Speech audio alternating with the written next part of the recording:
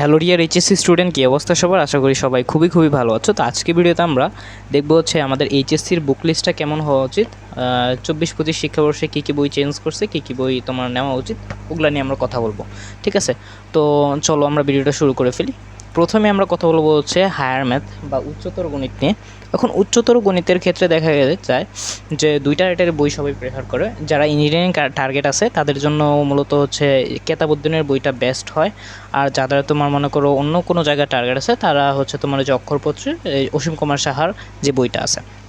এখন ভাই কথা হচ্ছে যে ইঞ্জিনিয়ারিং টার্গেট হলে কি ভাইয়া অবশ্যই কেতাবউদ্দিনের বইটা পড়তে হবে? এটা মাস্ট না ভাই। এটা তোমার পড়লে কি কেতাবউদ্দিন স্যারের বইও অনেকগুলা অ্যাডভান্স টপিক আছে, অনেক ম্যাথ, অনেক ক্যালকুলেশন করার মতো ম্যাথ আছে। ওগুলা তোমার মনে করো একটু আগায় গেল আর কি পড়াটা তোমার। কিন্তু তোমার অসীম কুমার সাহা স্যারের বইটা পড়লেও তোমার এইচএসসি তো কাভার হবেই হবে, অ্যাডমিশনও মোটামুটি কাভার হয়ে যাবে। কিন্তু তোমার যারা ইঞ্জিনিয়ারিং টার্গেট আসো তারা তোমার উচ্চতর গণিতে কেতাবউদ্দিন স্যারের বইটা রাখতে পারো সাথে। তো উচ্চতর গণিত নিয়ে তো আমরা কথা বললাম। বেশিরভাগ কলেজে তোমার মনে করো এই যে অসীম কুমার সাহা স্যারের বইটাই প্রেফার করবে অক্ষরপত্রের। এরপরে হচ্ছে তোমার কথা বলবো হচ্ছে জীববিজ্ঞানের ক্ষেত্রে। জীববিজ্ঞানের ক্ষেত্রে ভাই কোনো কথা নাই, তোমার আবুল হাসান স্যারের বইটাই কিনবা, এইটাই সবচেয়ে প্রেফারেবল ফার্স্ট পেপারের ক্ষেত্রে। বুঝলাম। উচ্চতর গণিতের ক্ষেত্রে কিন্তু ফার্স্ট পেপার সেকেন্ড পেপার যদি অক্ষরপত্র কিনো তাহলে হচ্ছে অক্ষরপত্রেরই তোমার ফার্স্ট পেপার এবং সেকেন্ড পেপার কেনার চেষ্টা করবা। আর যদি কেতাবউদ্দিনের কিনো তাহলে ফার্স্ট পেপার এবং সেকেন্ড পেপার দুইটাই কেতাবউদ্দিন স্যারের কেনার চেষ্টা করবা, আলাদা আলাদা কিনবা না। উচ্চতরের ক্ষেত্রে তোমার দুইটা সেম রাইটারের বই কিনবা, ফার্স্ট পেপার সেকেন্ড পেপার। কিন্তু জীববিজ্ঞানের ক্ষেত্রে হচ্ছে তোমার আবুল হাসানের বইটা ফার্স্ট পেপারের জন্য সবচেয়ে বেস্ট একটা বই। আর সেকেন্ড পেপারের জন্য এই যে বাঘের ছবিওয়ালা যে বইটা আছে তোমার মনে করো ওই যে গাজী আজমল স্যারের যে বইটা আছে এইটা সবচেয়ে বেস্ট হবে তোমার জন্য। গাজী আজমল স্যারের এই বইটা রাখতে পারো না, তোমার মাস্টে রাখতেই হবে। জীববিজ্ঞানের ক্ষেত্রে যে সেকেন্ড পেপারের ক্ষেত্রে আজমল স্যারের বইটা রাখবা, আর ফার্স্ট পেপারের ক্ষেত্রে আবুল হাসানের বইটা রাখবা। এরপর হচ্ছে আমরা চলে যাই হচ্ছে কেমিস্ট্রির ক্ষেত্রে। কেমিস্ট্রির ক্ষেত্রে ভাই কোনো কথা নাই, হাজারিনাগ স্যারের বইটা রাখবা। ফার্স্ট পেপার সেকেন্ড পেপার দুইটাই হাজারিনাগ স্যারের বইটা রাখবা। দেখবা যে তোমরা যদি আসলে বইগুলো পড়ো না তাহলে সব কিছু কভার হয়ে যায়, কিন্তু সবাই তো আর বই পড়ে না। ঠিক আছে, অনেক রাইটারের বই পড়ো। তো আসলে এইচএসসিতে ওঠার পরে অনেক তোমার মনে করো কনফিউশন থাকে, এই রাইটার ওই রাইটার, এক স্যার বলে এই রাইটারের বই কেন, অন্য স্যার বলে এই রাইটারের বই কেন। তোমরা যদি একটা রাইটারের বই ফলো করতে পারো তাহলে তোমার এইচএসসি লাইফটা স্মুথ যাবে। 10-12টা রাইটারের বই পড়লে কিন্তু তোমার এইচএসসি লাইফটা স্মুথ যাবে না। তাই আমি তোমাকে প্রেফার করবো হচ্ছে যে কোনো একটা রাইটারের বই পড়ো। রসায়নের ক্ষেত্রে তোমার ওই যে হাজারিনাগের বইটা পড়বা, সেকেন্ড পেপার এবং ফার্স্ট পেপার দুইটাই। অনেকে বলবে যে গুহু স্যারের বইটা পড়তে, গুহু স্যারের বইটা অনেক ইনফরমেশন ভাই, ওগুলো তো মনে রাখতে পারবে না। হাজারিনাগের যেগুলো লাগবে ওগুলোই দেওয়া আছে, তো হাজারিনাগটাই পড়াটা বেটার হবে এইচএসসির ক্ষেত্রে। ঠিক আছে, আমার প্রেফারেবল হচ্ছে হাজারিনাগ। আমি নিজেও হাজারিনাগ পড়ছিলাম। তো হাজারিনাগের পরে হচ্ছে আমরা যাই হচ্ছে ফিজিক্সে। ফিজিক্সের ক্ষেত্রে তোমার বেশিরভাগ কলেজে তোমার হচ্ছে শাহজাহান তপন স্যারের বইটা প্রেফার করে, বাট আমি পড়ছিলাম হচ্ছে ইসাক স্যারের বইটা। তো কেউ যদি ইসাক স্যারের বইটা কিনো তাহলে ইসাক স্যারের বইটাই পড়তে পারো, মানে যে কোনো একটা পড়বা আর কি। যদি শাহজাহান তপন পড়ো তাহলে শাহজাহান তপন পড়বা, আর যদি ইসাক স্যার পড়ো তাহলে ইসাক স্যার পড়বা। ঠিক আছে, তো আমি তো শাহজাহান তপন পড়ছিলাম, তো এই কারণে ইসাক স্যার পড়ছিলাম। বাট এইখানে রাখছি তপন, কেন তপন রাখছি কারণ হচ্ছে বেশিরভাগ কলেজে তোমার শাহজাহান তপন স্যারের বইটাই প্রেফার করে। বই তোমার মনে করো তুমি যদি যে কোনো একটা বই ভালো মতো পড়তে পারো না, তোমার এইচএসসি লাইফটা আসলে স্মুথ যাবে। তুমি যদি 2-3টা বই নিয়ে পড়ে থাকো তাহলে কিন্তু কোনো এইচএসসি লাইফটা স্মুথ যাবে না। ঠিক আছে, অনেকেই বলবে যে 3-4টা বই মানে এক রাইটারের বই পড়ো তাহলে তোমার কনসেপ্ট ক্লিয়ার হবে। আসলে এইগুলা ভগাস কথাবার্তা ভাই।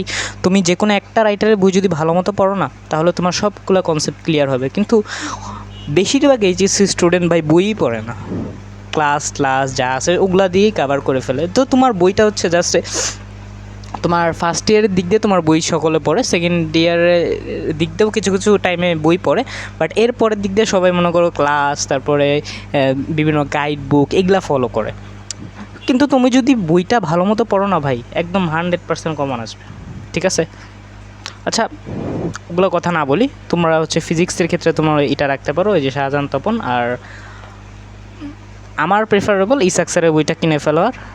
যদি কলেজ থেকে বলে যে তপন স্যারের বইটা কিনো তাহলে তপন স্যারের বইটা কিনবো। দুইটা প্রায় সেমই, কিন্তু ইসাক স্যারের বই একটু ম্যাথ বেশি দেওয়া আর কি। ঠিক আছে, এরপরে চলে যায় হচ্ছে আইসিটিতে। আইসিটিতে তোমার হচ্ছে এটা হচ্ছে সহায়ক বই, কেউ এটাকে মেইন বই মনে করিও না, এটা হচ্ছে সহায়ক বই। এটা হচ্ছে আমাদের মাহবুবুর রহমানের স্যারের বই, সিস্টেক পাবলিকেশনের। মাহবুবুর রহমানের স্যারের বইটাও খুবই ভালো, তোমার সহায়ক বই হিসেবে এইটাই রাখতে পারো। এখন অনেক কলেজ যদি বলে যে মুজিবুর রহমান স্যারের বইটা পড়ো, ওইটাও অনেক অনেক ভালো ভাই, দুইটা বই অনেক ভালো। তোমরা মাহবুবুর রহমান স্যারের বইটা কিনতে বললে মাহবুবুর রহমান স্যারের বইটা কিনবা, যদি মুজিবুর রহমান স্যারের বইটা কিনতে বলে তাহলে মুজিবুর রহমান স্যারের বইটা কিনবা। কিন্তু এর সাথে সাথে 2024-25 সেশনে কিন্তু তোমাদের আইসিটি সিলেবাস কিছুটা চেঞ্জ হয়েছে। এইচএসসি দেখো এইটা পড়ো, এইচএসসি আইসিটি বইয়ের এইচএসসি বা আলিম নতুন শিক্ষাক্রমের 2024-25 বর্ষ হতে একাদশ এবং দ্বাদশ শ্রেণীর তথ্য ও যোগাযোগ প্রযুক্তি পাঠ্য বই, অর্থাৎ তথ্য ও যোগাযোগ প্রযুক্তির যে সিলেবাসটা আছে কিছুটা হইলেও চেঞ্জ করছে। এই কারণে মনে করো নতুন বইটা লঞ্চ করা হয়েছে, তো তুমি নতুন বইটাই কেনার চেষ্টা করবা, কারণ কিছুটা সিলেবাস আগের তুলনায় একটু চেঞ্জ হয়েছে। আমি যতটুকু শুনছি এই সিলেবাসটা একটু চেঞ্জ হয়েছে, তাই নতুন বইটা কেনার চেষ্টা করবা, নতুন বইটা মাস্ট কিনবা। এটার সাথে সাথে তুমি এই যে এটা সহায়ক বই হিসেবে রাখতে পারো।